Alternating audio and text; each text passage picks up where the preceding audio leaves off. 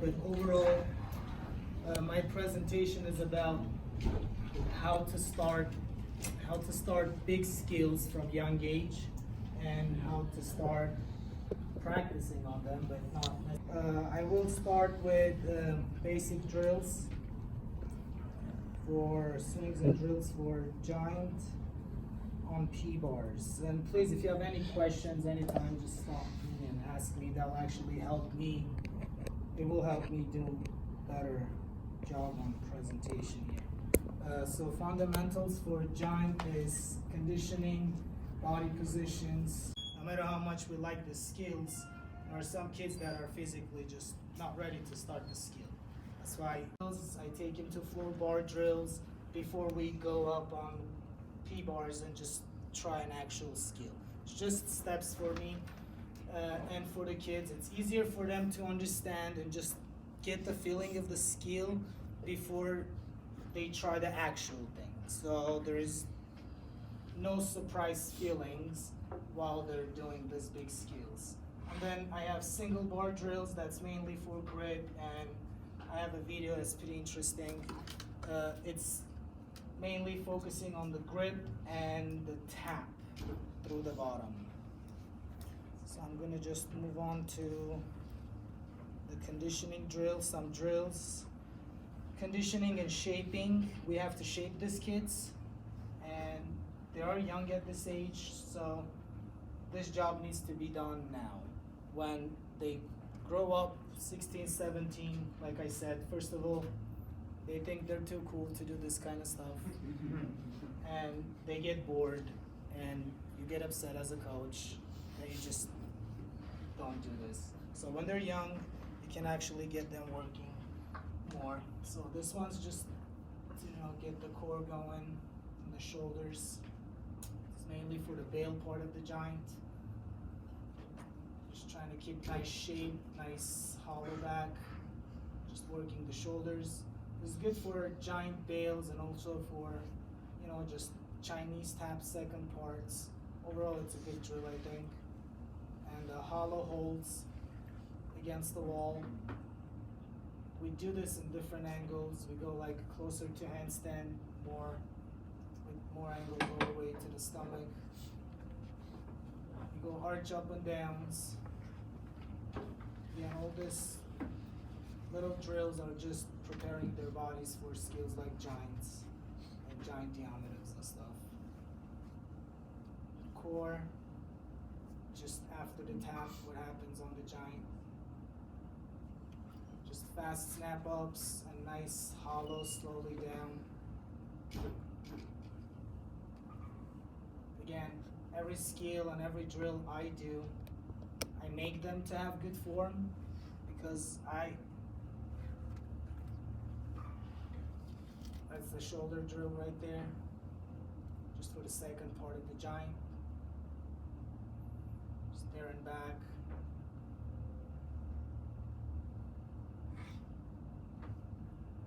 So again, every little, even conditioning, when I do conditioning, I try to pay big attention on their form. I know some coaches like to just teach the skill, then clean up. It doesn't work for me. I like to just do everything clean, so don't have time to clean up later. Giant drills on parallel bars, this is for the first part. So what we do is we just put a mat against this poles and just have them to drop. Just do lots of those, build their grip and also the shape.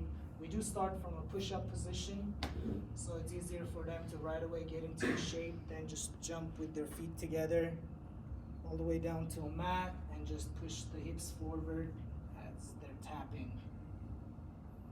And just hit the mat.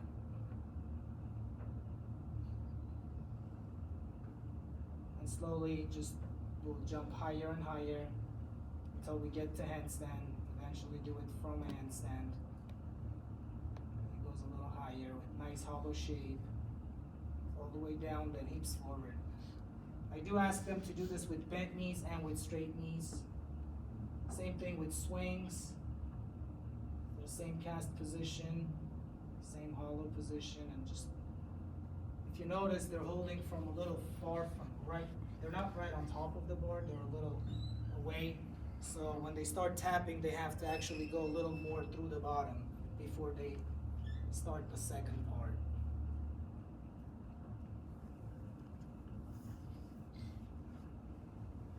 So and again, this kind of drills, I just don't see a 16-year-old get up there and do that. There's no way. And plus, when they're 16 and they have serious goals, they should already have the giant. The next is just basic drills on floor. For the second part, again, just getting their shoulders ready for the second part of the giant. Just simple back roll, straight arm, nice hollow body position.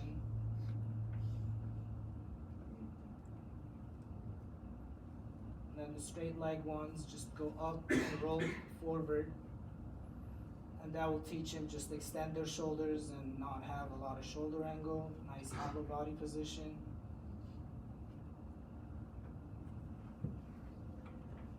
And this one is just switch on top of the mats for the last part of the giant, the switch part.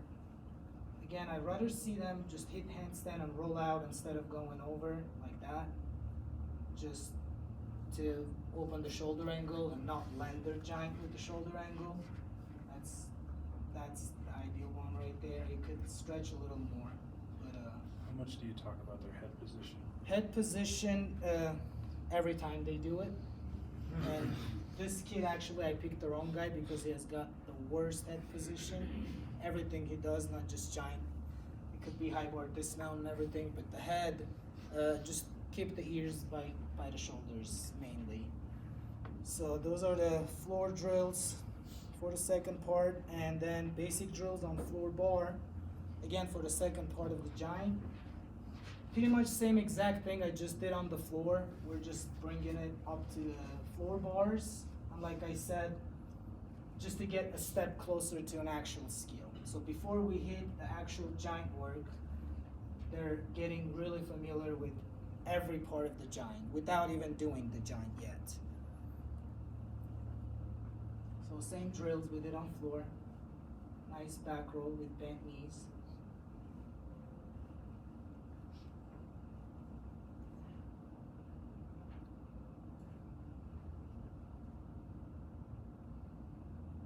Exact same position he had on floor. So it wasn't too hard for him to get this because he did a ton of the floor ones. Same thing against the wall. So they don't go over and they just work a little more on shoulders. You could have a little more hollow there, but that would work. Just going up, feeling the pressure on shoulders, stretching up, keeping the shapes. The head position, super important. Next one is the same drill with straight legs.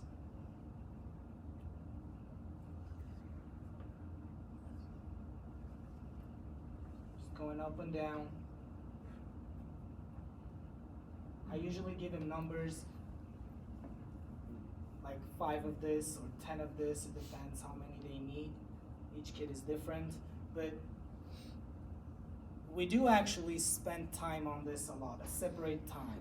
So I'd rather have one whole workout doing this and then a next workout doing the giant, than just every time go to P-bars and just hit the giant, then get frustrated because our second part is not strong. And they have to go through the whole skill just to fix the second part. Instead, they can just do this and save their hands, and it's way more productive than actually do giant every time they're going on P-bars. Yes. So how long did you do these drills before you started going to the P-bars? These drills we've been doing honestly since they're like, I don't know, level 6, level 5. Oh, okay. Slowly with spot, of course. This is, I mean, he's 11-year-old. He'll do first year, level 8 this year. So we started these drills with him and his generation when they were level 5.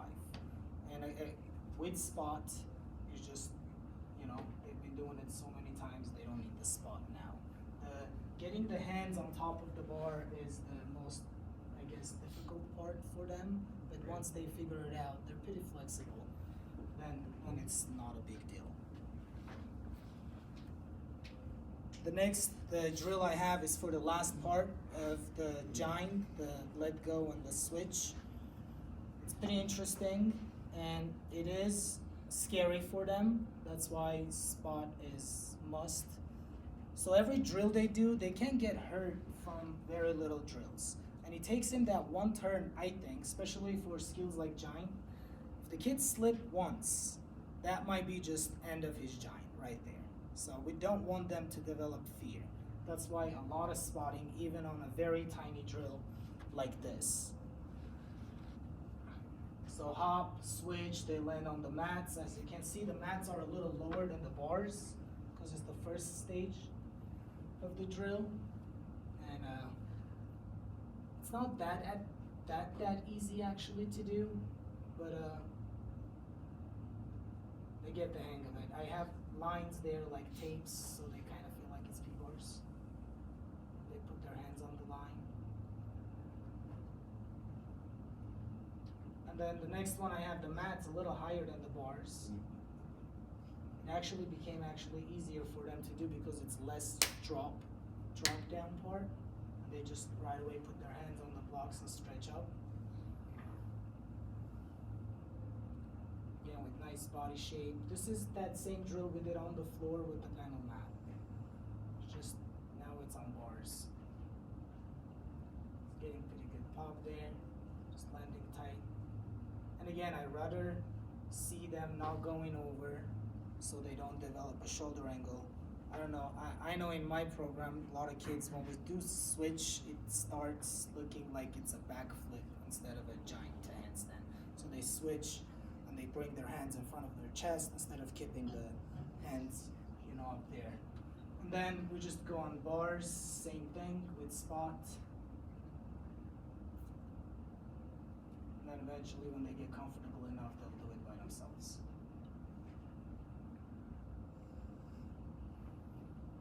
So again, with like this type of ski drills, we don't spend so much time, but definitely before we ask them to do the giant and switch their hands on the P-bars, we have them to do this, just to know how it feels up there.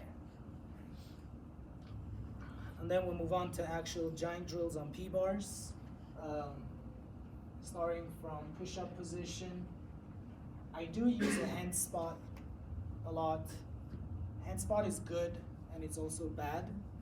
It's good because, like I said, I'd rather see all my athletes safe.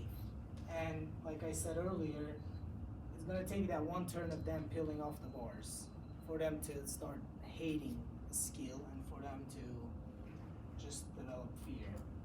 And I do a lot of hand spot. What I do notice though, for some kids, they get used to it. And I'm pretty sure you guys had that same problem too. I had a kid that I could just stand next to him with one finger, touch his hand, he would do perfect giant. And then I would step away, nothing happens. But again, safety is first, so we do hand spot. What we do for that is we switch hands. We don't always spot the left hand. So we do like few turns spotting the left hand, few turns spotting the right hand. And again, if you pay attention when you're spotting their hands, their bails are starting to come towards you. So what they do is they put all their body weight on you for you to hold them. So, and if you just keep spotting with one side, you're gonna start seeing this sideway bails. So that's why we try to switch the hands. So nice shape.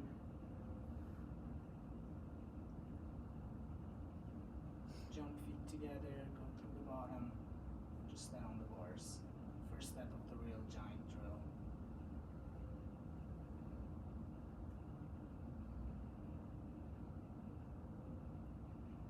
So everything he just did, we worked on the floor and then floor bars. So none of this feels super new to him. We've done the second part drills against the wall, we've done this first part bails. So, and then we go from a cast.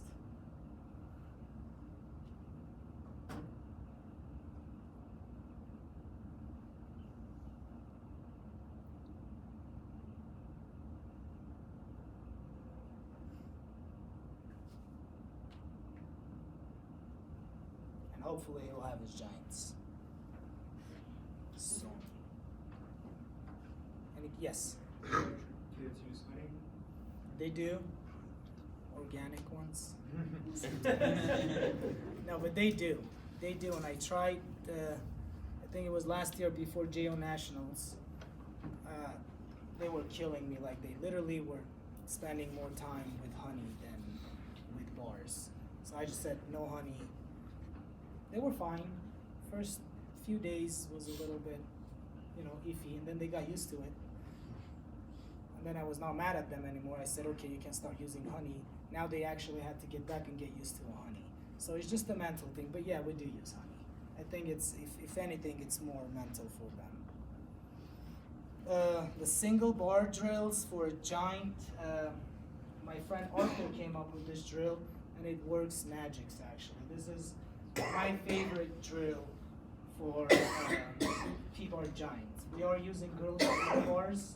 You must spot. It is not that hard, but they can peel. So when you are working with kids on a giant, that means they definitely have their high bar giants already, I'm guessing. There is no way you're starting P-bar giants if they don't have their high bar giant. If they do have their high bar giant, this drill is pretty easy for them. The only thing is it's a little low. They're gonna have to bend their knees to get to the bottom, which actually does teach him a perfect P-bar tap.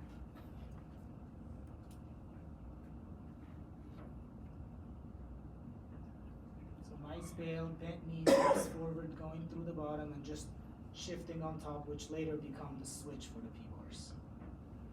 Does he have his thumbs around? Oh. His thumbs are on top. Okay. Yeah. Yeah, I think that bar is a little too big. Or actually, no, it's on top. So, but it's on top. It's a great drill. I mean, I love this, and they love it too because it is fun to do.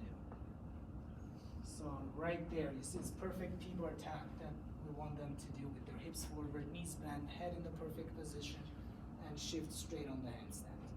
And that shift, like I said, will be the switch later on for P-bars. That's an amazing drill. I do that a lot, and again with little kids, it is impossible with big guys. I tried to compare the single bar with the P-bar, so I have Arun, he's a level 9 national team member, and I have a kid that's gonna do level 8 this year, and he's on a single bar, and Arun is on the P-bars doing the giant. And the reason I did this, I did it for myself to see how close they are. It's actually like the same exact skill.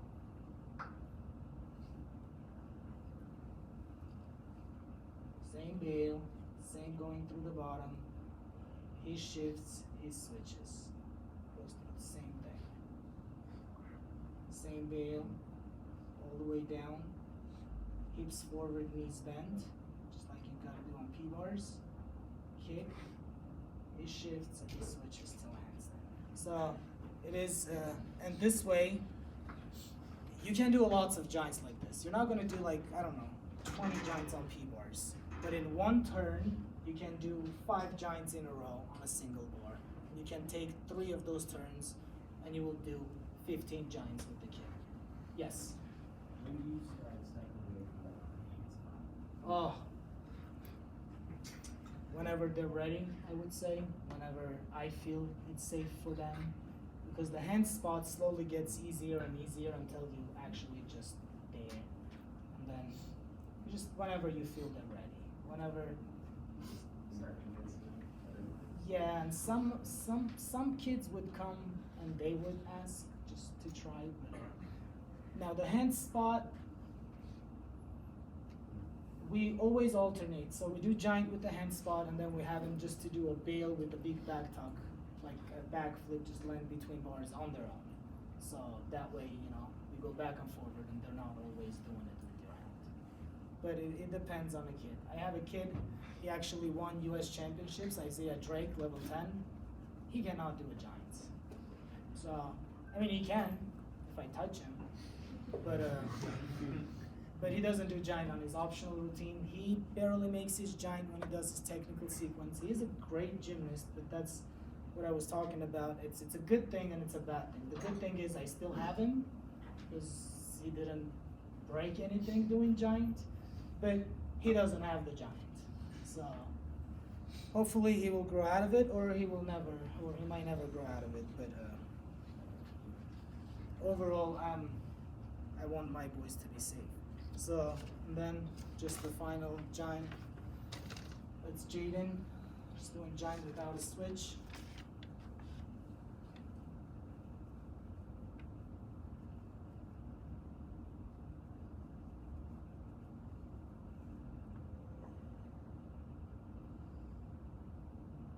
This is at the Future Stars camp last year, actually this year.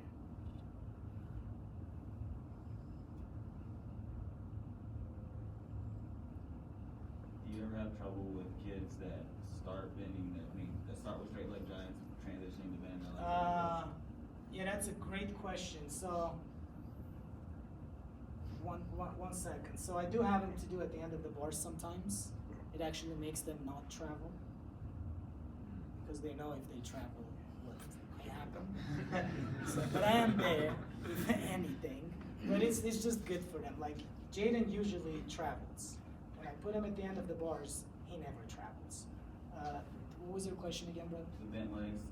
Bent legs. So we went through a different methods of training giant. Even with the little kids, we started with bent knees because we were thinking they're gonna have to bend their knees anyways when they grow up. So why not start that way? And then we noticed that a lot of kids would not bend their knees at the bottom, and they would actually bend their knees to pull and go back up, which later on becomes a problem. So they actually go through the bottom with straight knees, they kick, and then they're bend their knees. So we decided to not do that anymore and just keep the knees straight until they start touching the ground. Then we'll start the bent knee. But again, the single bar drills we did, that's great for the bent knee. They know exactly when to bend their knees, and they know how long to hold the knees bent and when to kick. So that drill helps a lot for that. Next one is basics and drills for giant diameters on P-bars, element group 3, D-value skill, and again, it should not be D, guys. It's just too hard for a D. There is no way. I mean, it's a lot of work. It's two C skills put together. It's so. it's a lot of work, man, Yeah. and then just to try that, and that's why I think we don't see lots of giant diams. It's super technical, and you gotta start from very young age and hoping that you will compete when you're like start when you're 10, and hoping that some kids will have it when they're 15, 16, 17, even in college. I don't care as long as they get it.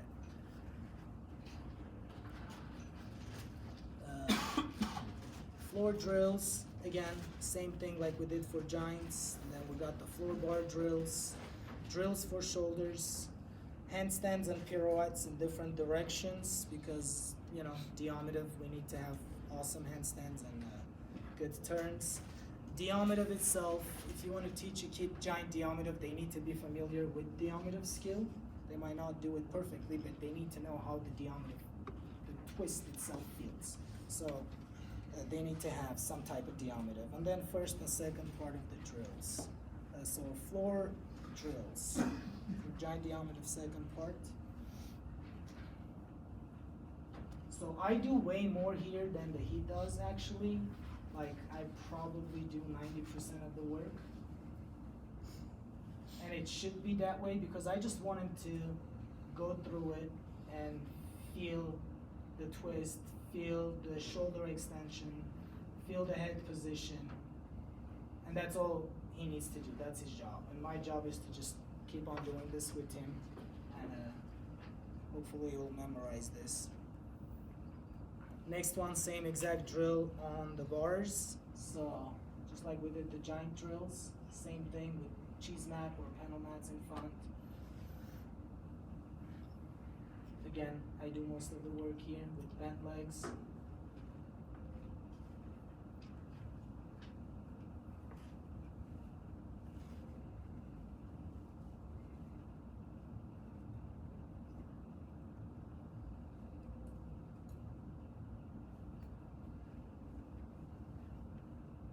Same thing we tried to do with straight legs too. It's just skill changes a little bit when you have bent knees and then when you keep your knees straight. So we like to work on both.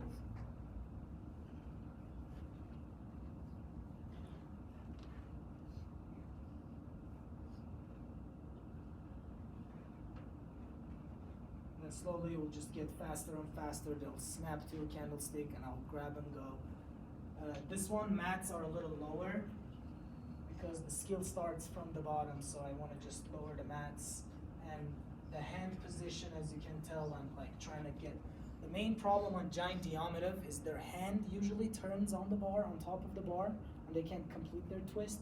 So that's a really big deal actually, to have their fingers over the bar and just try to keep it that way.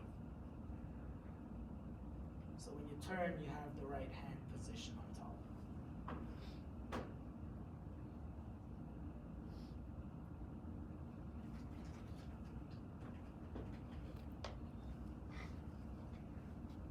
And again, this kid is 11. He competed here yesterday, and there's no way he's going to do this skill this year, or next year, or maybe like 3 years from now. But when it is time for him to start the actual skill on bars, he's not going to be confused. He's not going to be, nothing's going to be super crazy, like, oh, but it feels this way, it feels that way, because he's going through all the little drills when he's 10. The next one is drills for shoulder strength. Again, for skills like Diams and stuff, you need to have strong shoulders, you need to have great handstands, and you need to have your turns. So I have just a bunch of shoulder stuff. This is not a new thing. I'm sure most of you guys do this. Just stretching on one arm, getting that shoulders strong. Again, he's level 8, and the other guy who was doing it was level 10. They all do the same drills because they all need it. Next one is just holding on one arm for about, 5 to 10 seconds each, trying to keep the same good shape. Just to get that shoulder strong for Diams and Heelys and that type of skills. He's using the wall, putting his hand on the wall, and I'm fine with it as long as he's working that shoulder. Just a different way of doing it. It depends on the kid. Is that because he's not as good at it? Could be he's not as flexible, so he needs some kind of extra support. Doing this turns right here. I did do this a lot with spot before with all my kids, but then, I'm gonna spend so much time spotting every kid. So if you just have the stations ready, they can just do it by themselves. Turn, hold, turn back. So again, this is good for a Heely start, good for a Makuts, good for Diams second part going in. So just preparing all those little muscles for the big skills.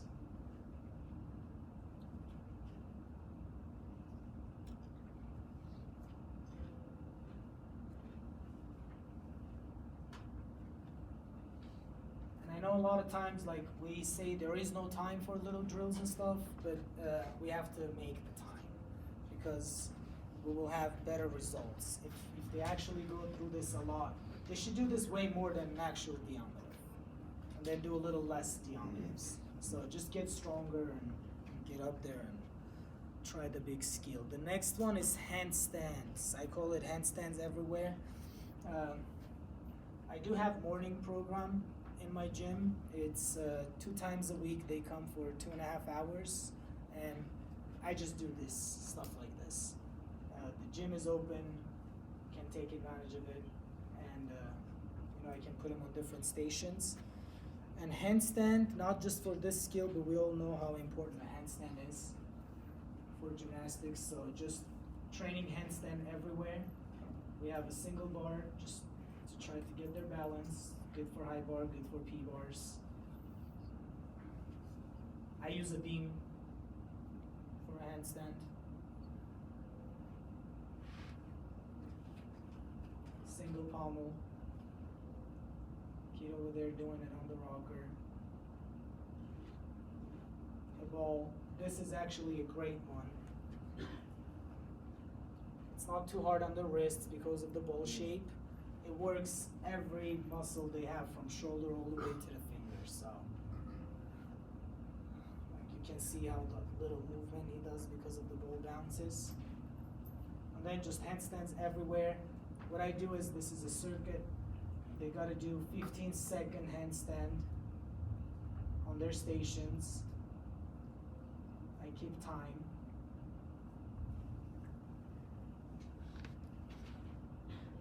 So they do 15-second hold, and then I give them 15 to 20 seconds to switch the station, and 15 seconds on the next station. So they do have to go through all the stations and just hold in a handstand. If they fall, they gotta keep back up. Yes. How many laps? Excuse me? How many laps around the circuit? Just one. Oh, just one. It's a Is lot. it so intense? It's a lot. Yeah, Yeah. after third, fourth rotation, when they get to the single pommel, it's tough. So, I was doing 15 seconds on, 15 seconds off, but and then it was too much, so I started doing 15 seconds holding handstand, and then about 20 seconds to rotate, just to give them a little more rest time. Pirouettes in different directions. Just basics, which they really do need for Diams and Heelys again. Early pirouette. What I noticed, we worked on our kids on early pirouettes so much that they're having hard time actually holding the handstand and then doing a pirouette like that. I asked him to do too early and to hold and then, and he's actually having more hard time on hold before the pirouette. I think they should work both. There's a lot of skills that you hold before the pirouette, you have to. And this one is just there and back, just working on diameter second part, because that's how you're gonna come out of your diameter if you're on your left hand.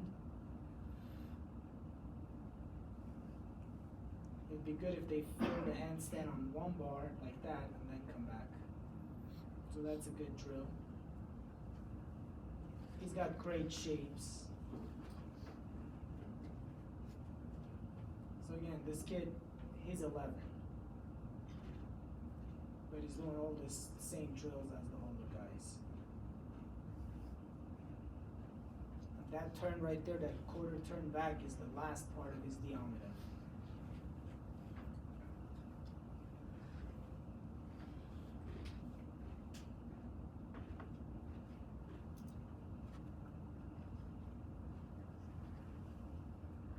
So a lot of times we try to teach kids diameter and they do it, they fall, we're like, you gotta swing more, you gotta stay on top of your shoulder, this and that. But some of them actually are not just strong enough on that second part. That's the problem. They have beautiful swing, they're on top of their shoulder, they're just not strong enough to finish that. And mixed turns is just, I try to mix all the pirouettes and just make a routine out of a pirouette. Just do front pirouette, reverse pirouette, there and back, there and 180 back, which we're gonna see now. Yeah, I don't have too much on diameter. Like I said, I just think if we are trying to teach these kids a giant diameter, they need to know how the diam feels. So I just have 2 small drills for diameter. Just some drill, putting the hand out for the first part of the diam. So he was level 7 when he was doing this skill. Now he's level 9 and he has a perfect diameter. Do you have a preference where the non-post arm is, whether it comes across their chest or down by the hips? Yeah, I prefer more like in closer to their body.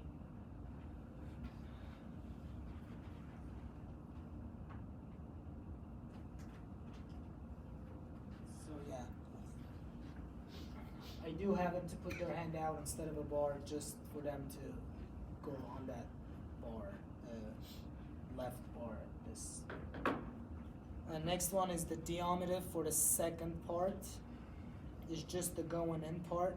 We just saw the first part, the swing part. Next one is just the go in. So going all the way out of the bars and just pushing right back in, just like diameter finishes. So he's gonna be on his right arm doing it. So from there, just push and get back in. That's the last part of the diameter. And this is what I was saying. A lot of kids don't really pay attention, or coaches, on this.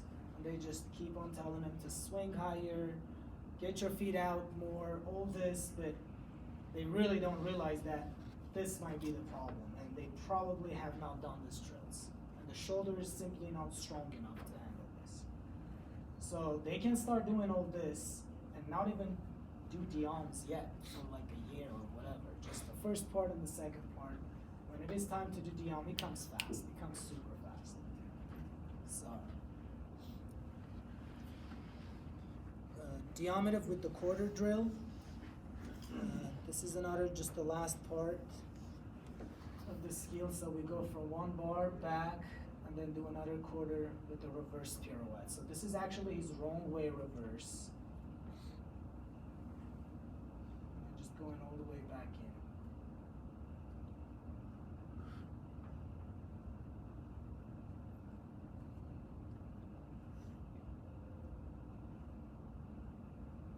And then the next one is just right away without touching the bar in the middle, just go 180 turn reverse. A little tough. But just for a Diam with the quarter, just push in, turn, back in.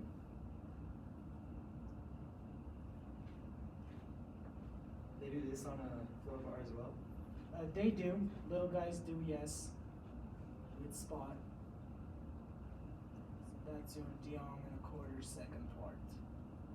Again, a lot of times, you know, a kid has an amazing diameter, and we're like, okay, let's try that Diam with a quarter.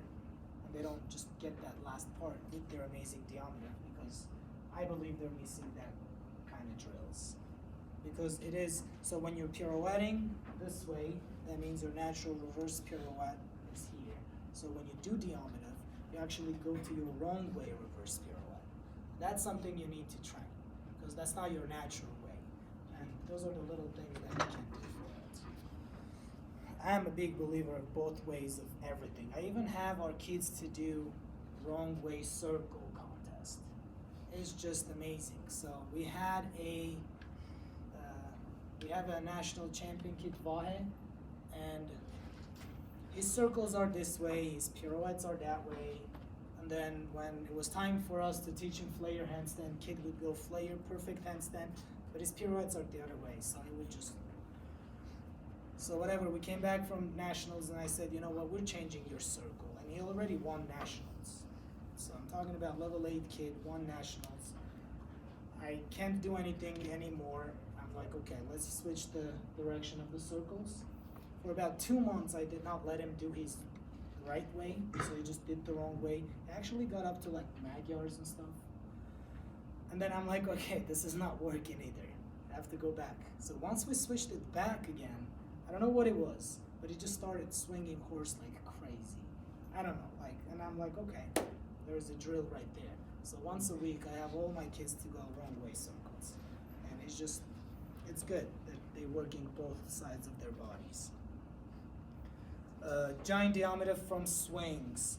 So again, this kid, he's young, and again, my presentation today is not about just the giant Diam and stuff, it's just when to start the skill. 10-year-old, 11-year-old doing the giant Diam, there's no, like I said, he's not gonna compete this in the next 2 to 3 years, for sure. But he needs to go through it with me. So he just does, all he needs to do is give me good shapes, and I'll take him over the skill. Just from a simple, small swings, feeling how to go up and just turn with a good head position.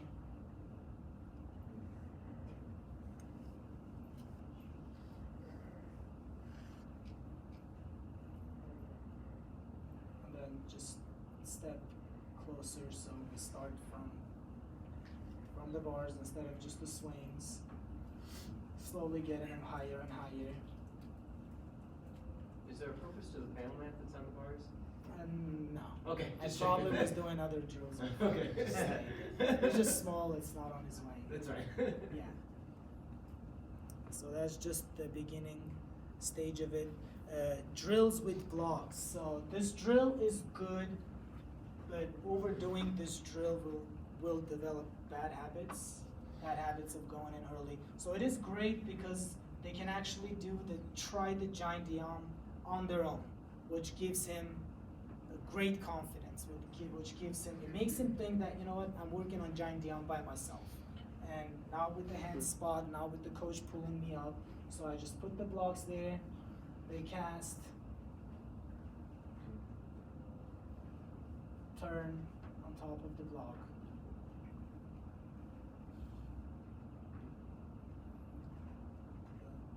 That's Jaden. He's gonna do second year level 8 this year.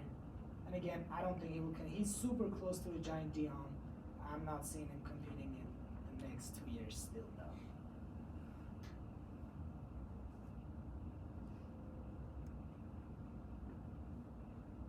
Then, once in a while I just spot for him to go more higher.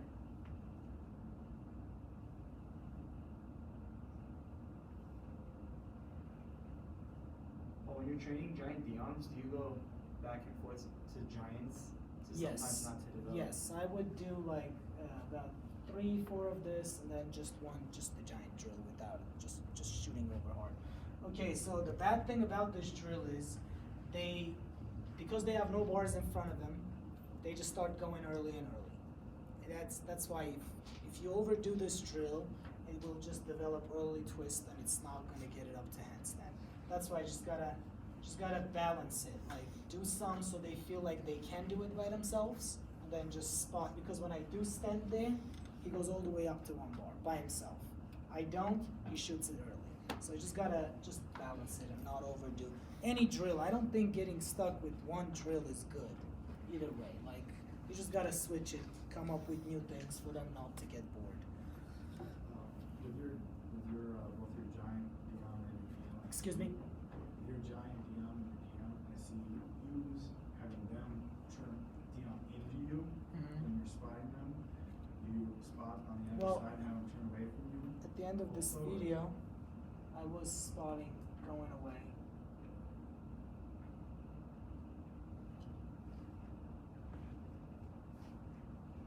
I usually spot them turning towards me. I feel like it's just easier for me, and I can do more when things go wrong instead of reaching. I mean, I'm short, and I can't reach too far, but that's why I feel more comfortable when they're coming towards me. I can do better job spotting, I feel like. On just the Dion as well. On just the Diams. Stutzes and Diams, I go like that. See, that's away from me. But if you can see, I'm like, so if he does something crazy, I might just not be able to do anything. That's the main reason I go towards me. But for just the Diams and Stutzes, I go away from me because I can stand a little higher and stuff. It's all like, because spotting is another, like coaches have to work on their spotting, that's for sure. With the right spot, if the gymnast knows that no matter what he does, coach is gonna get him, he's gonna do so much more. So spotting is super important. And then we got giant diameter. Like I said, Jaden is super close doing it by himself.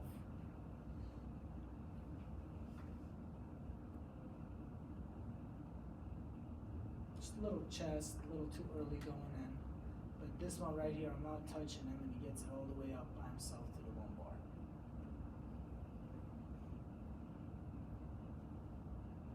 Arun's got great shapes, awesome head position. That's what I like to see.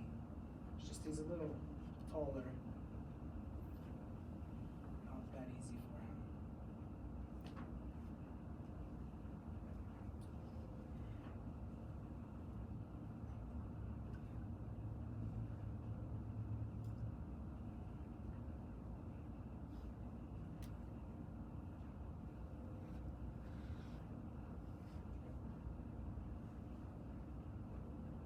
So all these drills,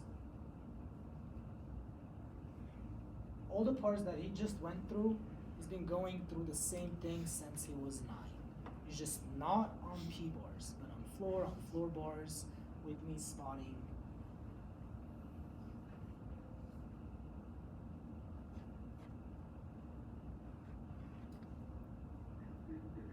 We have the hand spot there so his hand doesn't turn on top, not just for the grid. And then he goes slowly, just taps and goes in. And eventually, hopefully, they'll have the skill. So, like I said, this is pretty difficult skill, and takes a lot of work, takes a lot of little drills, and we don't see this skill a lot. And I think the reason is because there's a lot of work. It's only a D. We can't do much about it. I love the skill. I think it's amazing. So this video I have and I really wanted to share with you, and it will explain why we need all the little drills. So Sam Phillips, he started this. He just came to me and he said, "Coach, can we start giant Diams?" But he was like already level 10. I said, "Okay, let's go." And he's a very hard-working kid. He will take like 1,000 turns. Doesn't matter how many times he falls. If he wants to get something, he probably will. So, and I said, "Yeah, let's go." And he just went through this. I'll show you. And I really think that's because we have not done. As a coach, I was not. I wasn't thinking like I'm thinking now when I was working with Sam's generation. So, and then slowly with me growing as a coach, and seeing these things made me come up with some drills so my other boys don't go through this. This is him trying to do giant Diam with absolutely 0 drills and getting all that beating. Notice next turn, there's pads on fire.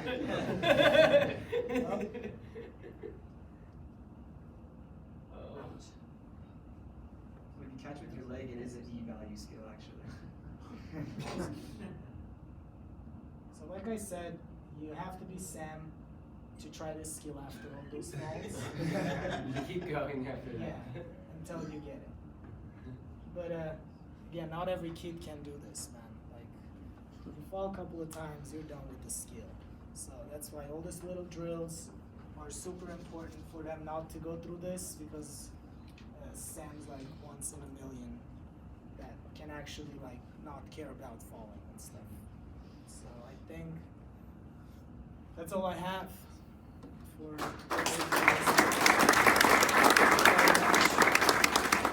Thanks for coming, guys.